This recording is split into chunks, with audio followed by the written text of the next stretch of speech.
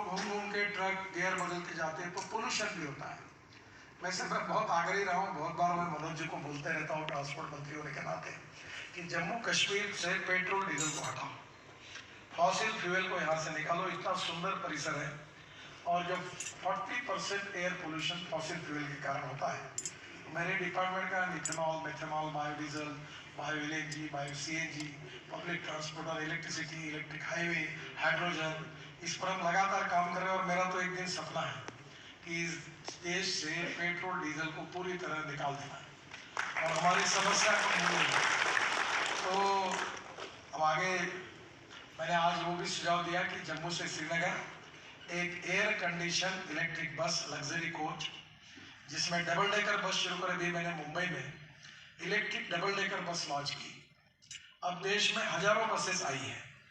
Diesel की बस चलती है तो 115 रुपये किलोमीटर खर्चा आता है और इलेक्ट्रिक के बस का खर्चा नॉन एसी का 39 रुपीज़ और एसी का 41 रुपीज़ आता है।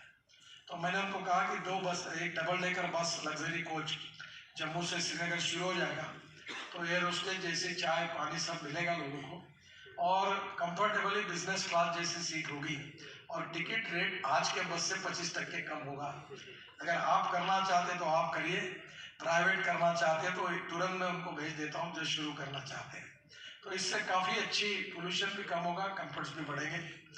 निश्चित रूप से ये जो जम्मू से श्रीनगर जो मार्ग है, इसको 4 लेन डिज़ाइन करने में, इसमें भू तकनीकी और भू वैज्ञानिक जाँच के आधार पर ये भूस्खलन की बाधा को बहुत ही प्रॉब्लमेटिक है। आज भी हमने कुछ स्पॉट देखे हैं और मैं बहुत बार जब मैं देखता नहीं था तो मैं कहता था काम क्यों नहीं होता, ये क्यों बदला। और आज मुझे ध्यान में आया कि ये बहुत ही कठिन काम था।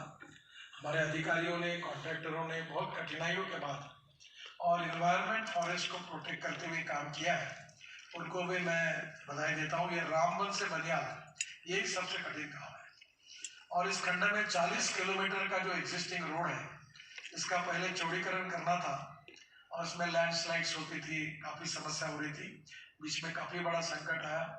अभी परसों को हम लोग, कल जब वहाँ थे जोजिला में, तो 2 लोग मर गए हमारे काम करने वाले और कॉन्ट्रैक्टर की पूरी मशीनरी खत्म हो गई। तो ये जिस प्रकार का यहाँ का जो एक क्लाइमेट है वो एक बड़ा चैलेंजिंग है और इसलिए इसके डिज़ाइन को भी बदलना पड़ा। काफ़ी 7 किलोमीटर में 3 टनल तथा 6 किलोमीटर में 4 वाइडक्ट बनाने पड़ेंगे, उसका खर्चा बढ़ा।